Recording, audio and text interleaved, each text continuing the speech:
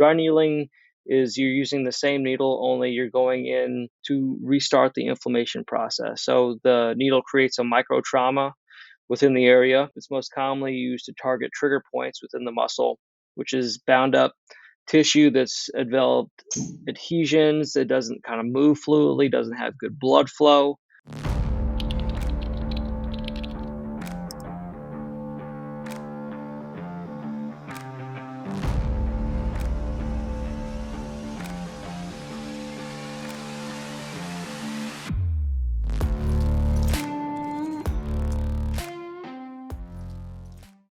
Today we are joined by Dr. George Tate.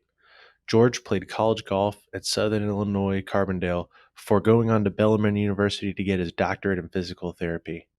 After that, George practiced physical therapy in clinics for a while before founding Golf Movement Systems, which focuses on physical therapy for golf and performance training for golfers. Perfect. Well, we appreciate you taking the time to join us, George. For people who don't know you and what you do, you're a doctor of physical therapy. You work with golfers in a variety of facets.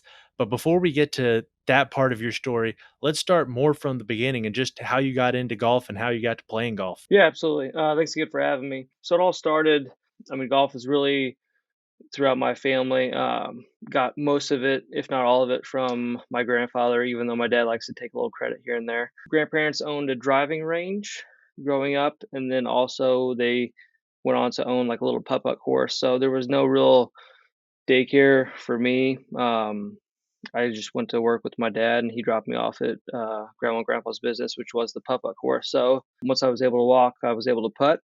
And then from then on, just like every other kid, played a multiple sports growing up till you realize that you have one that you want to focus on. So I think about eighth grade is when I solely stuck with golf. Played golf all the way up until then. That was obviously where I excelled. Played a lot of tournaments, everything I could. I just loved it. Looking back, it's what I wanted to do. Grandfather lived on a nice public golf course in the area, so yeah. After that, or as I got older, I niched down just to focus on golf. Played in high school, was successful. Didn't necessarily peak until senior year. So when it comes to scholarship opportunities and things like that, was luckily to grab one and went to play for Southern Illinois Carbondale for 4 years, and that was a blast. So that kind of is the road on how I got there. Was there a point in time during your junior golf career when you started to take lessons, or did you take lessons throughout your golf career in general? I would say my grandpa is the one that taught me. Growing up, my aunt, which is his daughter, played for Florida State. Excuse me, no, Florida. She played for Florida and then transferred to Oklahoma State University. So my grandpa taught her growing up. So he's who taught me. He unfortunately passed away in 2003. But then after that, I ironically went and got a few lessons from the guy who grew up playing golf with my grandpa. So he worked at a local golf range. So that's probably most of what happened, of where my learning came from. I wouldn't say I was one who like had these academies where you show up every week or every other week and have organized practice, so to speak. But yeah, that's where I got most of my talent, I guess you could say. Later on, I really didn't have too many lessons. I worked with a guy down in Carbondale for a little bit. He was kind of the swing guru at the course. It wasn't my golf coach per se, but just somebody to kind of bounce ideas off of. You know how it is. You're out on the range, video me. What are you thinking? Okay, what do just kind of problem solve from there. So I would say definitely not lesson heavy, but wasn't afraid to pay somebody to give me a little tweak or just to get somebody else's eyes on it. When it came to that high school golf, you said you started to play tournaments and you didn't really peak till your senior year. What was it about golf that brought you to want to play competitively and in tournaments compared to other sports that you had the options to play? I just it was kind of the environment that I grew up in, honestly. So it was what I was used to. Clearly saw that I was excelling in this sport more than others, so that's obviously attractive. When it comes to the competitiveness, I just liked that I had a lot of the control. I didn't have to rely on on other people. I don't know, I just liked having more of the power and the ability to kinda do what I wanted to do, whether it's when I'm in competition or if I'm practicing. So it's more, I set my own pace, so to speak. So currently, you're a doctor of physical therapy who helps athletes, mostly golfers. And was this something that you knew you wanted to do going into college, or did you kind of figure that out while being there or towards the end? So yeah, I started as a finance major, finance and business, and after about one semester, I was like, this is, or excuse me, probably about 1 year. This wasn't really sparking my interest, so I changed to a kinesiology degree and got that major. I wouldn't say that I knew I wanted to do this initially. Uh, in college, I played probably better my freshman and sophomore years and got worse as I got into junior and senior years. I would absolutely say I got burnt out, which is a thing in a lot of sports. But that allowed me to kind of, golf is your escape, so to speak, unless you're expected to perform, whether it's a scholarship or whether you're trying to make it on Corn Ferry or the PGA.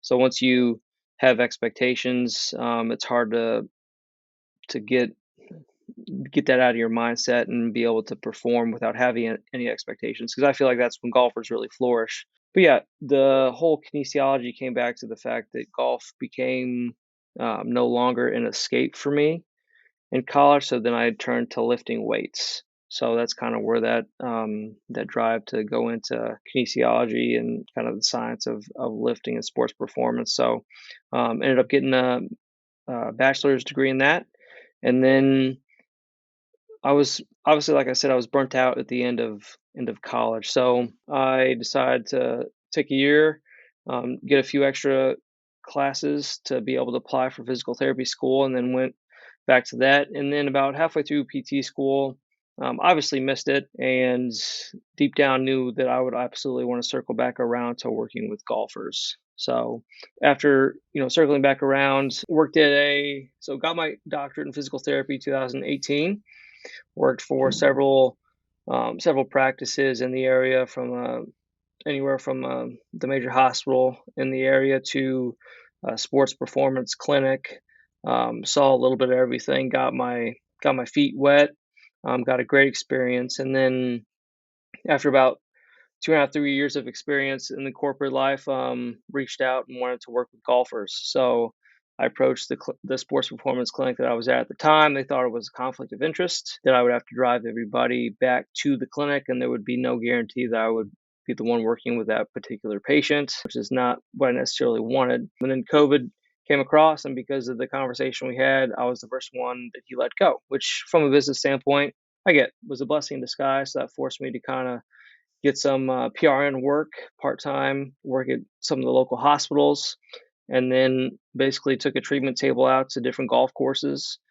Started developing a relationship. Basically, showed up. This is who I am. This is what I can do. How can I help you? So, and from there, did that for about a year at the same time that I was working. So I would basically lug a treatment table and anything else I had equipment wise out to the golf course and work with them. And then eventually took the jump, and that was this April. So I'm full time physical therapist as well as a golf performance strength conditioning coach at the same time. So there's kind of two facets of what I do, and some of it overlaps a little bit. That's awesome. That's a unique story as far as, taking that challenge of losing your job and then you already know kind of what niche you want to go to. And that wasn't an easy time, especially early on, to find something. So you made it work and you went out there, course to course, lugging a treatment table, drumming up business, et cetera. And now you're at where you are, which is being able to treat players and help players out from a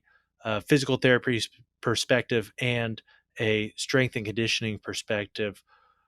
Tell us a little bit about treating players from a physical therapy perspective. I come to you, I'm a golfer, and let's say I have an injury. What's the typical injury that you're seeing from people, from golfers? And what are you doing to help treat that for them? And if there's not a specific one, specific one that's normal, just pick one that you've seen before and tell us a little bit how you're treating it and what that looks like in a golfer's life. Yeah, so I mean, it's fairly common and backed by research that low back pain is the number one thing you're going to see, and that's goes as well as throughout the population. I'd probably follow that by shoulder, back, shoulder, a little bit of hip is probably the majority of what I see. But I would say from a golf perspective, it all depends on. I kind of like to uncover the history of the injury or what's going on, or why are you here? I always ask that, and what do you want to get out of this experience? So I start there, and then I kind of backtrack. Okay, how long has this been going on? What irritates it? I try to get to the root of the problem, and then I always ask, okay, what have you done? Have you done anything for this before? Because a lot of times I don't want to beat a dead horse and take somebody through something that's already they've already tried and it clearly didn't change their situation. So I would say it's you see a lot online and social media about low back pain fixes, shoulder fixes, and it's honestly much more complex than it's actually interpreted across social media. So I always like to just get a great understanding of what their individual belief of their situation is and what's going on, and then I kind of reverse engineer it from there. But what it looks like, it's very dependent on age, symptom, irritability, structurally what's going on, what they expect.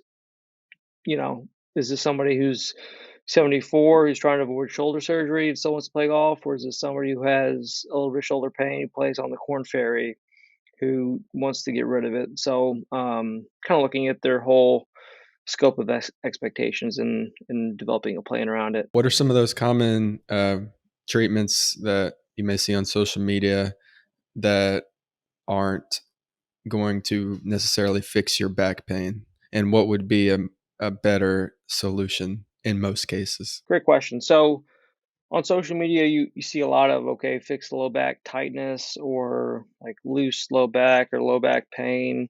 And I mean, there's 5 different treatment classifications based on like what the patient is experiencing, and then from there you kind of have clinical prediction rules that fall into that classification of pain, and then you kind of go from there. I think largely some of the stuff that you do see on social media, it's not terrible. Like if you have a tight or a stiff back, most of the stuff will give you some relief. Is it going to change kind of what's giving you the problem or the pain or the result when you're doing yard work or if you're on the golf course? Not necessarily. So it's just like anything else. The more specific you can get with what's going on, the more specific you can get with how you help somebody get past what they're experiencing, and then teach them how to manage it themselves after initially. But as a physical therapist, that's where I tie in, because I love the fact that I could do other things to kind of get them out of the pain and then transition them to the performance side of things. So that's what I love about what I do, because I can help them get out of pain, have a better understanding of what's going on, educate them on how to manage this long term if we can't get 100%, things to avoid. A lot of people have, I have an x-ray in my back.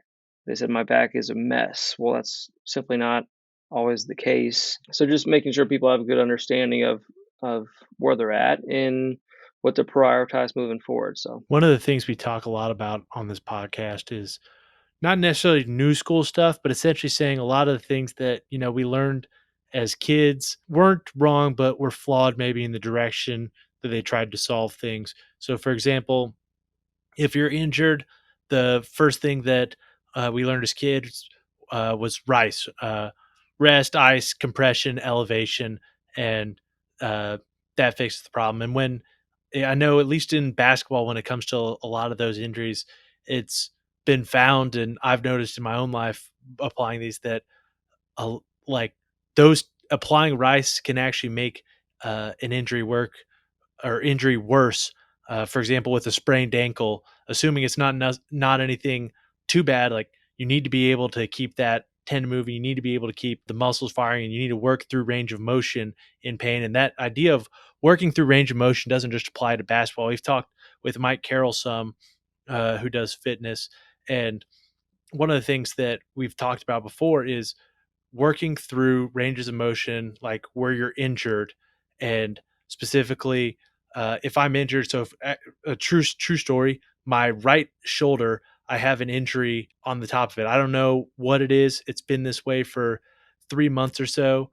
I used to be able to do like ring dips. I used to do ring dips a lot. If you're familiar with that, just regular dips, but from hanging rings. And then I got to a point where I was able to throw 45 pounds on and hold that up between my legs and do ring dips. And now I can't even do it. I don't know what happened. There wasn't a singular incident, but what happened essentially is now I can't even do like regular dips where I push that upper range of motion right here with my full body weight. I actually have to take weight off and let my feet hit the ground.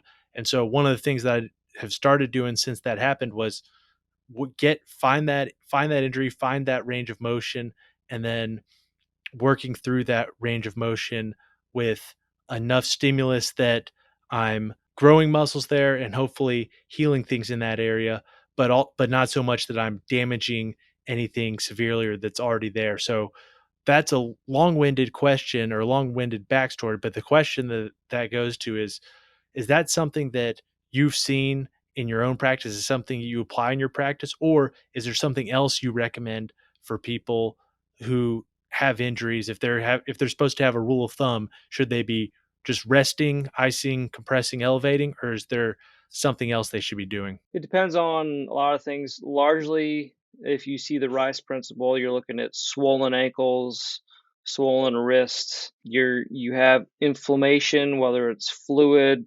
swelling, anything. You're using the ice to A, numb the pain so you don't feel it, and B, to get the swelling down.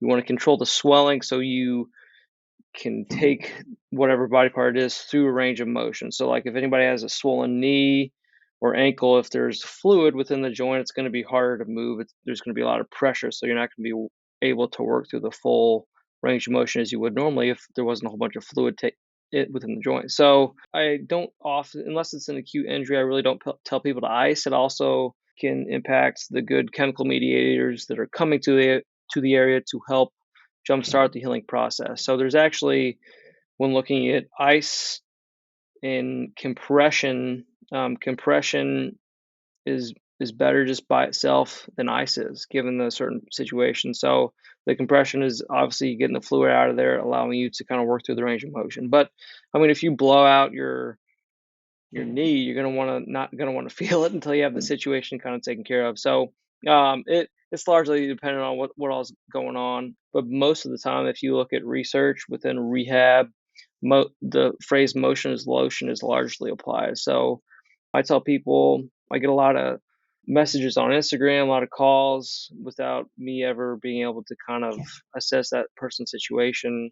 So generally answering questions, but most of the time, like work within your pain-free range, and then if what you can tolerate. So that's again, it would depend on some of the situations here. That's not kind of an umbrella statement, but I mean, low back pain. A lot of people take take days off, and that's probably the worst thing you could do outside of just lifting with mainly using your back.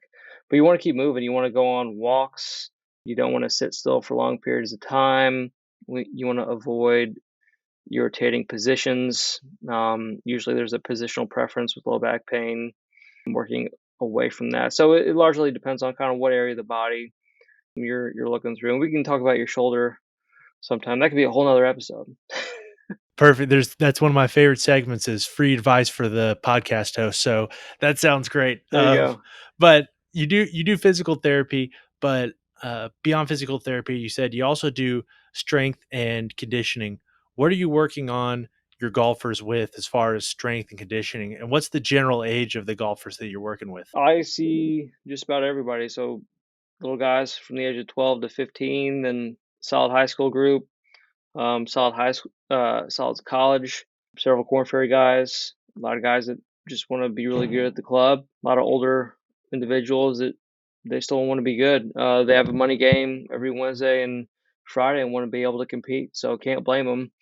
So it changes. I would say largely depends on the time of year and the season that you're going through with any of them. So whether it's, working on their strength and stability versus speed and power versus mobility. So all this kind of changes based on how old they are, their physical background, whether they've, somebody that's played every sport and is in high school wanting to focus on golf, or if it's a golfer who's only ever played golf and has no other, stimulus from any other athletic activity for athletic development. So I see it all. So and that's what makes it fun. So And when building programs for your golfers, what specifically have you noticed about golfers relative to other athletes, or is there anything you've noticed? there's a lot of mobility and flexibility.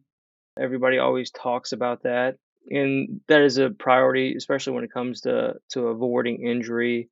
But I think too many. I've seen a lot of golfers that are between the age of 25 and 65 that think that mobility and flexibility is going to solve their problems when it comes to pain or stiffness that they're experiencing, and they're just not loading their system. I've had several people that come in and they're stretching all the time, like they're stretching. Like I get them on the table, and I was like, "This position might feel tight to you, but this is normal. You have plenty of anatomical motion available when it, with this movement, whether that's the hip or the shoulder." And then I, educate them on like why. Okay, if you've been doing this for how long and it's not really changing, and then I want to take that away from them and have them focus on something else for a little bit, and they're kind of a little timid up front. But that's probably the one thing. I'm not saying you don't do any mobility or flexibility stuff in general, but people don't want to focus on laying down, the small stabilizing muscles, the movement patterns. A lot of people want to just focus on mobility. I think if more people focus on strength, and I'm not saying you have to lift a lot of weight, but just I think you would have a better outcome once you got around to in season. You wouldn't have to work as hard to maintain what you put on in the off season. You'd be less injury prone. You'd feel better whether you're walking. You'd be able to play more golf. You'd be able to practice more. Working on mobility, obviously, you have to have it, especially if you're trying to make changes with movement patterns, whether that's in the gym or within your swing. That's a big part. But once you have that new motion, you have to be able to keep those positions, and have the strength to tolerate that position with the rotational movement for hundreds, if not thousands, of reps a day. That's one thing that I see kind of mobility and flexibility put on a pedestal a little bit more than I think it should be. But that could just be me. I like what you said about in-season training and how, if you focus on strength more so than mobility, then you won't have to train as much in season. And that was kind of one of the things that Mike Carroll was talking about is he said that one of the most important things for his that he tries to instill in his players is that you have to train during tournament weeks. And if you don't train during tournament weeks, then you'll just always be playing catch up on that one off week that you may get. What are some of the ways that you develop a training plan for, say, your Corn Ferry players who are going to be on the road for 10 straight weeks? Yeah, great question. It's just a volume and intensity game when it comes to that. I always go back to everybody is different. Everybody has their own formula based on what they feel during, before, after a round, what they're trying to achieve in their golf swing. So they have a set routine when it comes to getting loose, getting ready to play. Um, I would say that's kind of where I start. Make sure they have a good foundation. Okay, I wake up, I'm playing golf today. What do I do? Okay, go through this routine. Depending on the tee time, you can go for like a light jog, but don't do nothing. So all these pros are getting in a workout before they tee off. So I think making sure that my players are doing the same, so that way they can simulate tournament play as much as they can during their practice rounds, making sure they're doing that when they're practicing. So when they go to a tournament and they, get a light workout before they play, their body is used to it. So they know what to expect. So that's a little bit, I always make sure everybody has their own foundation to do. If it's a week of a tournament and they're on the road, a little bit more, just make sure we're feeling good, make sure we're resting, eating good, nutrition, hydration, all that good stuff. And then when they come back, they kind of pick off pick up right where they left off, as far as intensity and volume. So intensity a little bit lower, not necessarily looking to make gains, but making sure we're keeping good movement patterns, things like that. One of the questions I was interested in is I know that a lot of times people get injuries for various reasons, but at least at my age, I'm 27, and one of the things I commonly see are guys who end up with what I'll call the injury. And the injury is the injury that tells the guy, hey, you're kind of too old to uh, keep acting like a kid or keep playing like a kid. Most of the time, it's like, from what I've seen, it's an ACL here, an MCL there, an Achilles, something like that. And the cause of the injury, a lot of times, is from what I've learned and from what it seems, is that it's from people going uh, at our stage of life, you're working behind a desk, you're doing something, but you're not doing something where you're loading these muscles a lot.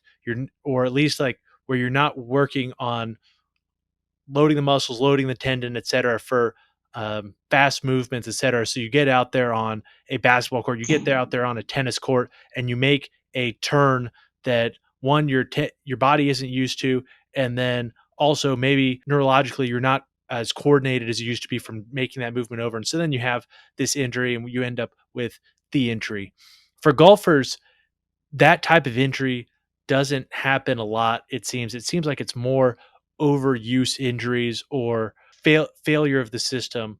What do you try to do to address those overuse injuries and to make sure that your golfers are as protected as possible from overuse injuries? When it comes to protecting them from overuse injuries, I mean, you look at the literature, girls more prone to wrist injuries with golf, back and shoulder for guys as well as girls, but not as much of a priority. The main thing always comes back to make sure they have a good understanding of why it's happening. For instance, with the girl, okay, it's cold. Well, I've been hitting off mats indoors.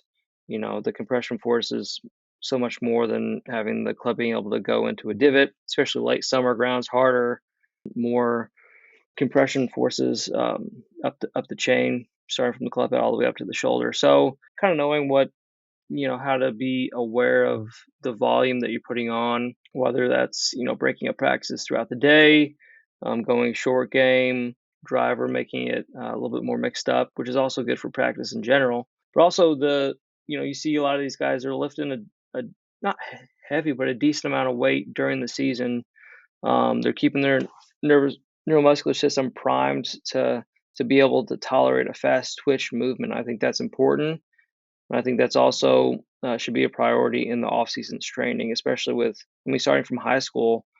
As soon as you start to grow quickly, you want to be training quickly, and then you also want to make sure you're putting on a good amount of muscle and focusing on strength when your hormones are starting to peak, when you're starting to grow fast. So making sure that they are still taxing their nervous system, and working the appropriate movement patterns to give them the best chance once they get out there, so they don't have to worry about it. Yeah, I would say the definite thing is it's low back pain. That's what it is, and addressing above and below that, the hips and the thoracic spine, making sure that those two systems on above and below the lumbar spine is going to be your best bet. Making sure you kind of address everything as a whole system. Something that I'm sure everybody that comes to you is looking for is more speed. Everybody could use more swing speed, or at least they say they could.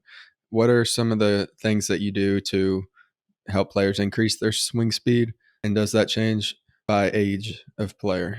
Yeah, so it definitely changes by age of player.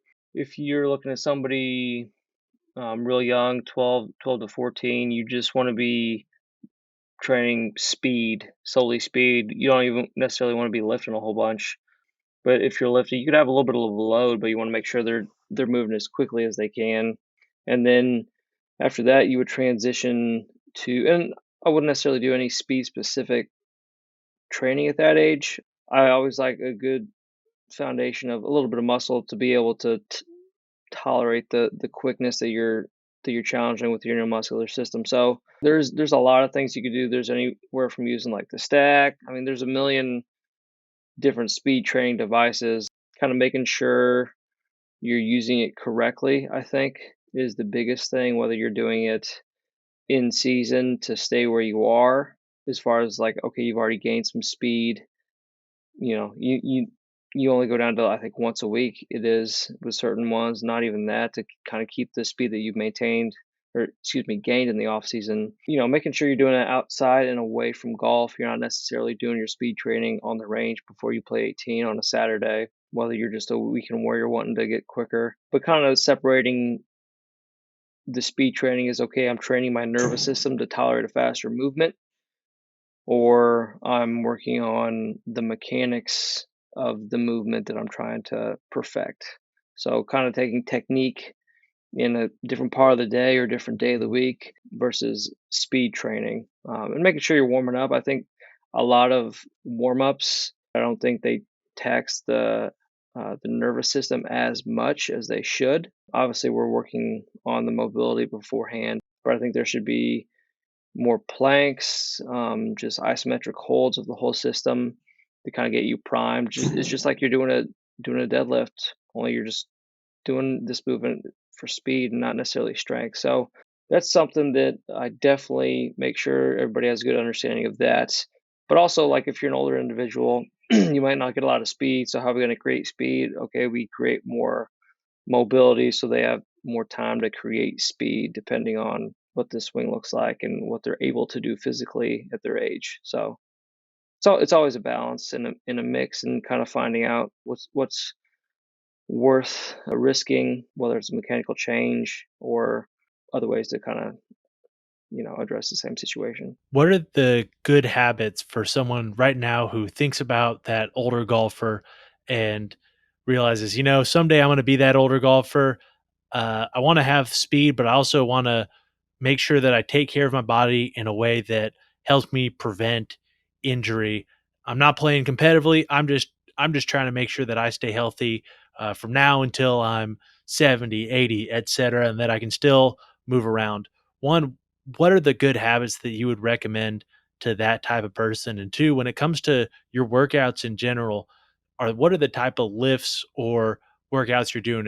Are they compound lifts? You're working mainly with dumbbells? What sort of training are you doing? Yeah, so I'll answer the second question first. So types of training, again, it would depend on what type of season it is, whether it's now, whether we want to put down some muscle, especially depending on age. I mean, we're doing everything you would typically do in a conventional gym. You see a lot of golf specific stuff out there, and I think there's more to be gained doing just conventional lifts when it comes to developing strength in your body's ability to tolerate a repetitive rotational load at a high speed. Like, there's much more to gain from that. When it comes back to the golf specific stuff, I think that is not, I don't see that in a way that I think I should, based on what the research shows us and your ability to change a movement pattern. Some of it could be, swing drill stuff you do during your lesson to feel a certain position, and then working on maintaining that position so you can achieve that position during the swing, and then speeding it up from there. So I don't necessarily agree with the whole golf specific workout. If it's golf specific, you're looking at, okay, maybe I want to focus on the thoracic spine and the hips to avoid injury at the lower back, be able to turn more. I can see that, but I think there's a lot more to gain from lowering the body a little bit more in a conventional way, and then mixing in some of the golf specific stuff and drills when you're working on golf. But also, if you're working on pivot work, you could also do that at the gas station when you're waiting, just to try to, get the same feel that you're trying to attain. Once you feel it and get in a position at a slower speed, then you just work on, okay, how can I make this faster? And when it comes to your other question, how to, what's a good habit for someone, I think is just having a good solid foundation of strength, stability, and mobility, having a routine, but also mixing it up, because we all get bored. I think it's important to kind of mix it up from time to time.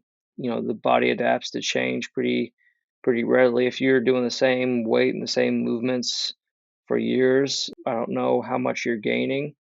if you keep doing that, other than, maintaining a certain cardiovascular health. I'm sure there's tons of benefits from it, but if you're trying to move, it's either you're moving forwards or you're moving backwards in my mind. So making sure you're taxing the system appropriately. Long-term habits is just have fun with it. I think don't be afraid to mix it up, try new things, have a good understanding what makes you feel good, what gets you playing your best golf, and try to keep achieving that, whether you're only playing once in the winter because of the weather, or if you're able to travel back and forth. Have you done any work as far as TPI or anything in that realm? I've done the TPI traditional certification. I did the power certification. I did that, I'll be honest, from more of a marketing standpoint. Mhm. I think some of it's good, some of it I think could be better. Mhm.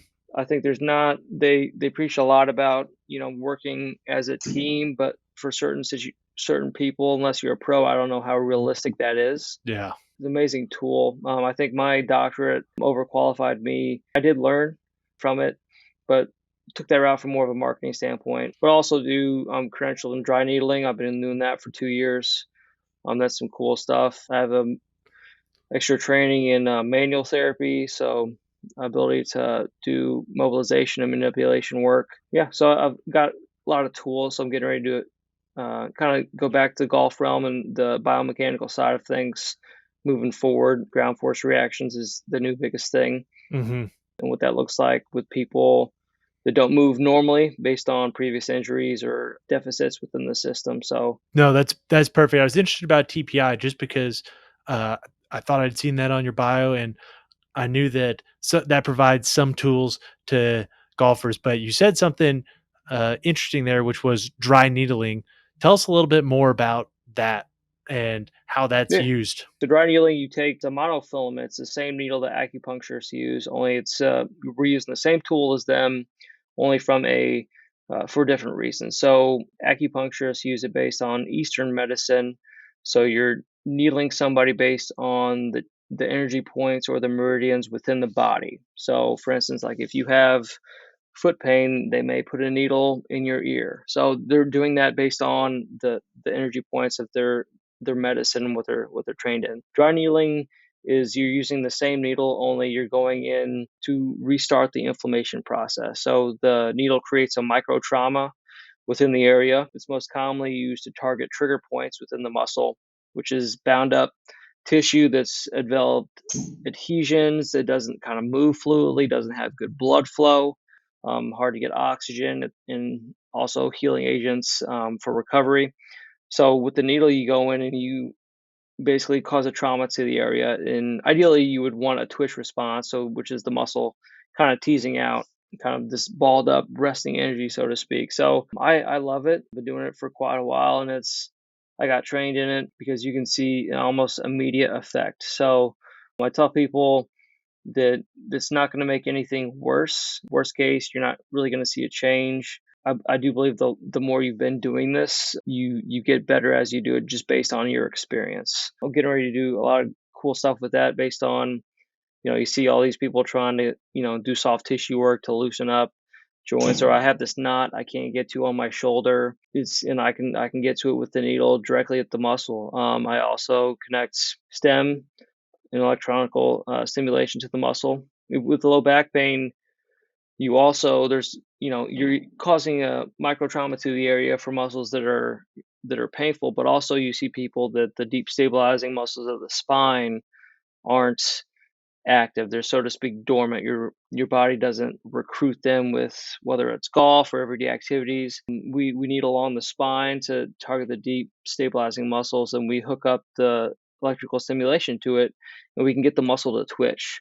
So the unit it's also is doing the same thing that your nervous system would be doing, but you're not doing it. The machine is. So you can kind of retrain a muscle that's dormant to kind of wake it up and say, hey, you need to start working, and it's a good thing to do right before going into movement or strength training. So usually see most benefits with that if it's combined with exercise, not just dry needling alone. So it's another cool tool, excuse me, but I've loved it. I've done it for a lot of different situations. Most common, I'd say, was shoulder, golfer's elbow. It's great. If anybody has elbow pain or shoulder pain, I would encourage them to find a practitioner wherever they are.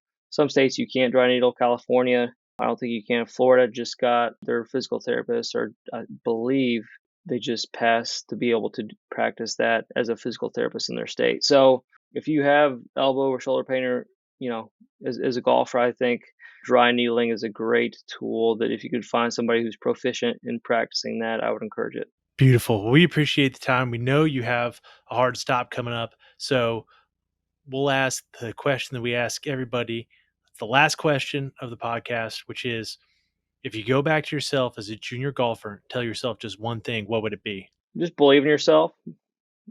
Don't stop. If something's not working, change it. If you don't think a coach is, if you don't think you're going anywhere with what you're doing, change it. If you don't think the coach is right for you, have a conversation with the coach, whether that's a fitness professional or an instructor or anybody that's helping you try to get to where you want to go. Don't be afraid to sit them down and be like, hey, what we're doing, I don't think is working. Is there another route would you recommend? We approach it in a different way. I think people jump ship before having that conversation. And I think, you invest a lot working with certain people. Those people know kind of what you've gone through, how you got to where you are. So I think it's always worth to have that conversation, see if there's something you need to change. So outside of obviously working hard, you got to make sure you put in the work on your end. Yeah, don't be afraid to change things up if you're not getting what you want and you're working hard. So Beautiful. So where can people find you if they want to reach out to you, ask you questions on social media, etc.? Dr. George Tate on Instagram, Golf Movement Systems is me. That's probably the most direct communication to me. I tell people to reach out all the time. You can send me a message. I'll set up a call. You can go to the website, golfmovementsystems.com. There's also a performance call on there that is an option if you have, see if we're a right fit to work together. If you have any questions, comments, concerns, I want to be a resource because I think, looking back, just like you guys, this could be a whole other episode too, but there's a lot of things that I wish I would have known back then that I do now on how I would approach things and kind of, systematically lay out how I want to get to where I want to get. So thanks for joining us today. Please do us a big favor and like and subscribe on YouTube, Spotify, and Apple Podcasts so we can help others learn how to play better tournament golf. You can find us online at thetournamentcode.com, on Instagram at thetournamentcode, and on Twitter at tournamentcode. As always, feel free to reach out to us at those places or email us at daniel@thetournamentcode.com and cooper@thetournamentcode.com. We hope you join us as we continue to dive deeper into what it takes to play elite tournament golf.